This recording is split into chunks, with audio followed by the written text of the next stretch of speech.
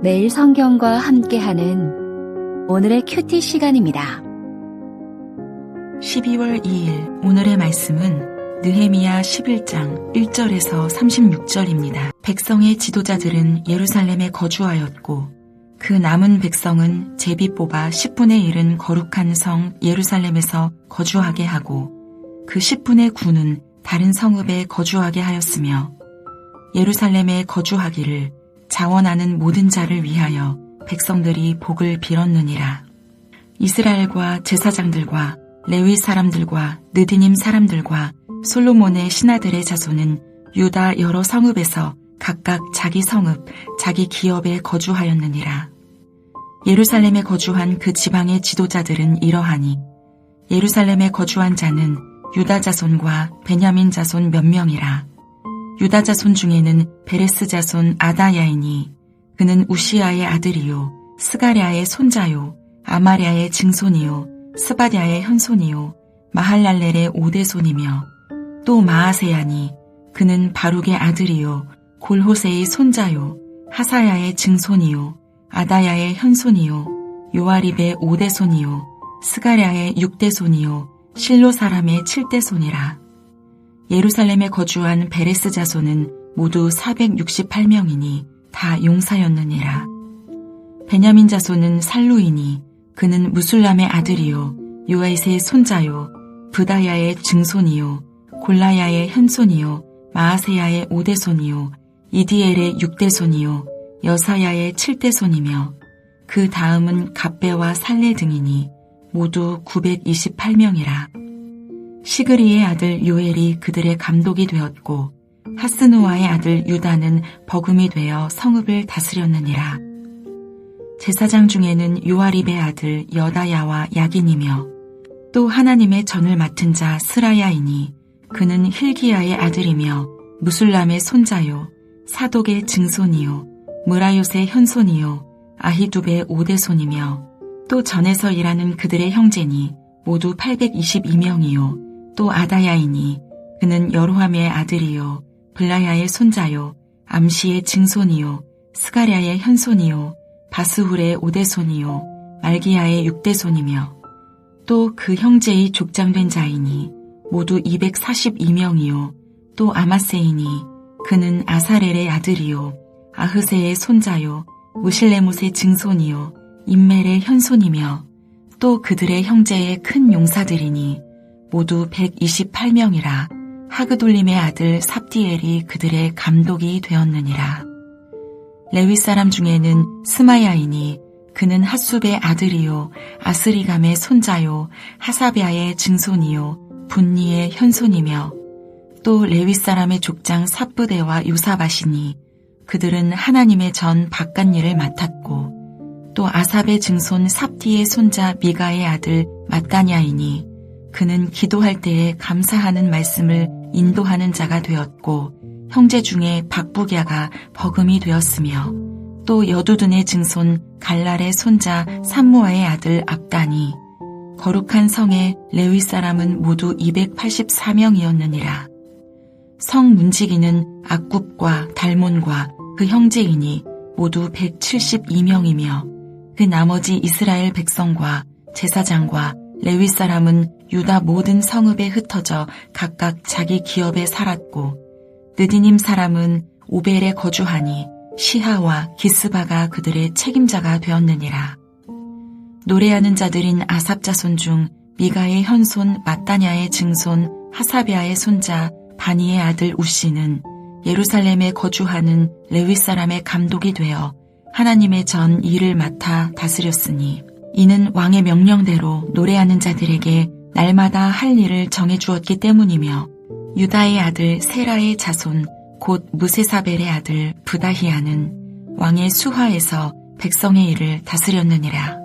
마을과 들로 말하면 유다 자손의 일부는 기럇 아르바와 그 주변 동네들과 디본과 그 주변 동네들과 여갑스엘과 그 마을들에 거주하며 또 예수아와 몰라다와 벳벨렛과 하살수알과 브엘세바와 그 주변 동네들에 거주하며 또 시글락과 무고나와 그 주변 동네들에 거주하며 또 에느림몬과 소라와 야르뭇에 거주하며 또 사노아와 아둘람과 그 마을들과 라기스와 그 들판과 아세가와 그 주변 동네들에 살았으니 그들은 브엘세바에서부터 흰놈의 골짜기까지 장막을 쳤으며 또 베냐민 자손은 게바에서부터 믹마스와 아야와 베델과 그 주변 동네들에 거주하며 아나돗과 놉과 아나냐와 하솔과 라마와 기타임과 하딧과 스보임과 느발랏과 로드와 오노와 장인들의 골짜기에 거주하였으며 유다에 있던 레위 사람의 일부는 베냐민과 합하였느니라. 12월에 성벽이 완성된 후 새해에 유다 백성들은 수문학 광장에 모여서 에스라를 통해 율법을 듣고 모두 울었지만 느헤미야와 에스라, 레위인들의 격려로 기쁨으로 납발절을 지켰습니다. 제사장 중심의 성전 예배가 아닌 백성 중심, 말씀 중심의 집회였습니다. 그리고 율법을 배운 대로 즉각적으로 초막절을 지켰습니다. 초막절 기간 동안 에스라는 매일 율법을 낭독하였고 이 율법을 들은 유다 백성들은 초막절이 끝나자 그 다음날 24일에 또다시 모여 금식하며 굵은 베옷을 입고 먼지를 뒤집어 쓴 채 율법을 낭독하고 죄를 자백하며 하나님을 경배하였습니다. 9장에 나오는 레위 사람들의 기도처럼 창조부터 가나안 정착에 이르기까지 이스라엘의 역사는 불순종과 거역의 역사였습니다. 그럼에도 불구하고 하나님은 이스라엘 백성들을 고난 중에서 구원하시고 긍휼을 베푸셨습니다. 이스라엘의 하나님은 광대하시고 능하시고 두려우시며 언약과 인자하심을 지키시는 하나님이셨던 것입니다. 그러므로 바벨론으로 포로로 잡혀가게 된 것은 자신들의 죄악 때문이며 그 결과 이방 왕들이 이스라엘 땅에 소산물을 얻고 자신들을 다스림으로 고난을 겪게 되었음을 인정합니다. 이스라엘은 하나님과 맺은 언약에 늘 불성실하였던 것입니다. 따라서 레위 사람들은 이 모든 일로 말미암아 이제 견고한 언약을 세우고 방백들과 레위인들과 제사장들이 이 언약대로 살 것을 서명하고 인정합니다. 10장은 언약을 다시 세운 뒤에 문서로 남김으로 느헤미야를 비롯한 총독, 제사장, 레위 사람 등 84명이 서명하였다고 보고합니다. 그리고 제사장, 성정 봉사자, 찬양대, 문지기, 돌아온 이방인들까지 모든 백성이 한 마음으로 참여하며 이제부터 하나님의 율법을 따라 순종하겠다고 굳게 맹세합니다. 이방인과의 결혼을 끊고 안식일과 안식년을 지키며 첫 열매와 11조로 성전의 예배가 지속적으로 드려질 수 있도록 하겠다고 고백합니다. 율법 중심의 삶을 온전히 세우겠다는 것입니다. 그러므로 하나님과 바른 언약 관계를 세운다는 것은 율법대로 살아갈 것을 고백하고 순종하는 일입니다. 새해를 이렇게 신앙개혁과 부흥으로 시작한 느헤미야는 이제 예루살렘 성을 견고히 하는 일에 착수합니다. 성벽은 재건되었지만 인구가 적어서 성이 비어 있는 것과 다를 바가 없었던 것입니다. 1절을 보면 예루살렘 성을 거룩한 성 예루살렘으로 표현합니다. 거룩하다는 표현은 하나님에게 사용되는 말입니다. 이것은 예루살렘이 하나님이 임재하시는 도시, 하나님의 도성이라는 것을 보여줍니다. 느헤미야는 1차 기한 때 돌아온 자들의 명단을 기초로 해서 백성들의 지도자들은 당연히 예루살렘에 거주하게 하였으며 남은 백성들 중에서는 10사람 중에 한 사람씩 제비를 뽑아 거주하게 합니다. 또 스스로 예루살렘에 살겠다고 자원하는 사람들이 있다면 백성들이 복을 빌어 주었던 것처럼 제비를 뽑았음에도 불구하고 이 모든 일은 자원하여 이루어진 것임을 보여줍니다. 이처럼 백성들 중에서 제비를 뽑고 자원자들을 받아들이는 방식으로 예루살렘 거주자들을 세운 것은 7장 73절에서 보듯 돌아온 자들이 자기 조상들이 거주했던 곳으로 돌아가서 그 땅을 되찾으려고 했기 때문입니다. 그러니 예루살렘에 거주할 사람들이 많지 않았던 것입니다. 그렇지만 성 안에 가옥도 미처 건축되지 못한 상황에서 지도자들과 백성들은 하나님의 도성을 세우겠다는 사명으로 불평과 어려움을 기꺼이 감수하였습니다. 이런 점에서 하나님의 역사는 억지로 하는 것에서 시작하는 것이 아니라 자원하는 심령에서 하나님의 부르심과 선택의 기초에서 시작하는 것을 알 수가 있습니다. 그러므로 교회에서 봉사나 주를 위한 일은 나의 이익이나 계산, 육신의 필요에서 출발하지 않습니다. 만약 나의 형편을 고려하는 상황에서 봉사나 헌신을 결정하려고 한다면 그것은 성령으로 시작하기보다는 나로부터 시작하는 것입니다. 한 해를 마감하고 내년도 교회 봉사를 재조직하는 시점에서 나는 하나님이 보여주시는 일에 대하여 자원하여 일하고 있습니까? 아니면 어쩔 수 없이 섬기고 있습니까? 자원하는 심령이 불평과 희생을 기꺼이 감수하고 어려움도 감사로 받아들이는 모습을 가져옵니다. 공동체의 필요를 보고 먼저 자원하는 심령이 되므로 하나님의 복을 받는 성도가 되기를 원합니다. 3절 이하부터 24절까지는 예루살렘에 정착하게 될 사람들의 명단이 그룹별로 소개되어 있습니다. 먼저 4절부터 9절까지는 유다와 베냐민 자손 중에서 거주하게 될 지도자들의 명단이고 10절부터 14절까지는 제사장 중에서 거주할 자들이며 15절에서 18절까지는 6가문을 중심으로 한 레위 사람들의 명단이며 19절에서 24절까지는 성문지기, 느디님 사람들, 노래하는 자들을 포함한 성전 봉사자들 중에서의 명단입니다. 유다와 베냐민 지파의 각 가문과 지도자들은 예루살렘에 거주하면서 성의 방어와 감독, 다스리는 일을 하도록 하였습니다.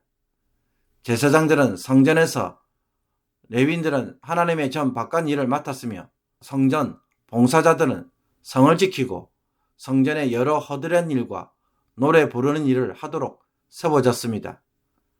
이 모두 하나님의 도성으로서의 역할을 감당하도록 세워진 것입니다.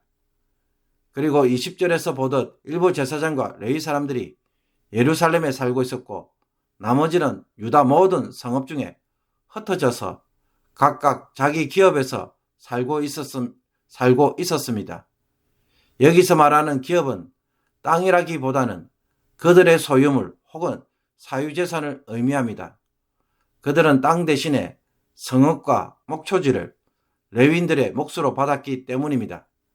이들은 지방에 있는 성읍들에서 사는 자들의 시당을 돌보며 예루살렘 성전의 예배와 사역을 돕는 일을 하였습니다. 25절부터 36절까지는 유다와 베냐민 지역에 흩어져 사는 백성들의 마을 이름들을 상세하게 언급하고 있습니다. 유다 자손들은 브엘세바에서부터 흰놈의 꼴짝이라는 표현에서 보듯 유다 지파가 분배받은 지역에 있는 마을에 거주하였고 베냐민 자손들은 단과 에브라임 영토를 포함한 베냐민 지파의 땅에 있는 마을에 거주하였습니다. 이들은 예루살렘 도성에 살지는 않았지만 예루살렘의 회복과 재건에 동참한 자들입니다. 이들이 여러 지역에 흩어져서 정착하였다는 것은 이제 이스라엘 땅 전체에 다시 뿌리를 내리고 살아가는 것을 보여줍니다. 이방인들이 차지하고 살아가는 땅이 아니라 다시 약속의 땅에서 언약 백성으로 살아간다는 것입니다. 유다 백성들은 견고한 언약을 세워 율법대로 살아갈 것을 맹세하였으며 자신들의 기업에서 정착합니다. 이것은 과거 이스라엘이 출애굽을 한 후 약속의 땅을 기업으로 받아 정착한 것과 유사합니다. 그러므로 이제 유다 백성들을 통해 이스라엘을 다시 새롭게 회복할 것을 소망으로 보여주는 것입니다. 그러므로 예루살렘을 하나님의 도성으로 세우는 일에 중심적 역할을 하는 자들도 있지만 외곽에서 조용히 하나님의 뜻을 이루는 사람들도 있습니다. 모든 사람들이 다 나와 같이 일을 해야 하는 것이 아니라 각기 맡은 자리와 역할이 있습니다. 주님의 교회를 세우기 위해 나에게 주어진 역할이 무엇인지를 제대로 찾고 감당하는 것이 얼마나 중요한지 모릅니다. 다른 사람들이 나처럼 일하지 않는 것에 지나치게 집착하거나 혹은 내가 하는 일에 다른 사람들이 도와주지 않는다고 낙심하거나 혹은 나의 사명이나 역할을 포기하고 방치하는 것은 없습니까? 한 해 동안 맡은 봉사에 대하여 여전히 재건하지 못하고 황폐한 상황은 아닌지 말씀을 통해 되돌아보기를 원합니다. 그래서 내가 섬기는 교회가 하나님의 도성이 되는 일에 다시 한번 귀하게 쓰임받는 주의 일꾼들로 오늘 헌신하기를 주님의 이름으로 축복합니다. 기도 드리겠습니다. 하나님께서 우리에게 복을 주사 무너진 삶을 세우도록 하셨지만 정작 하나님의 도성이 되는 일에는 무관심하지 않았는지 말씀을 통해 되돌아봅니다. 느헤미야처럼 하나님의 도성, 믿음의 도성, 거룩한 도성이 되도록 불평과 어려움을 감수하고 헌신하며 봉사하고 자원하는 심령을 다시 회복시켜 주옵소서. 섬겨야 할 자리가 황폐하고 방치되어 있다면 한 해가 가기 전에 온전히 세워가게 하시며 억지로 하는 것이 아니라 자원하여 섬김으로 모든 일이 기쁨이 되게 하여 주옵소서. 사람들로부터 칭찬과 복을 받는 자들이 되게 하여 주옵소서. 예수 그리스도의 이름으로 기도하옵나이다. 아멘.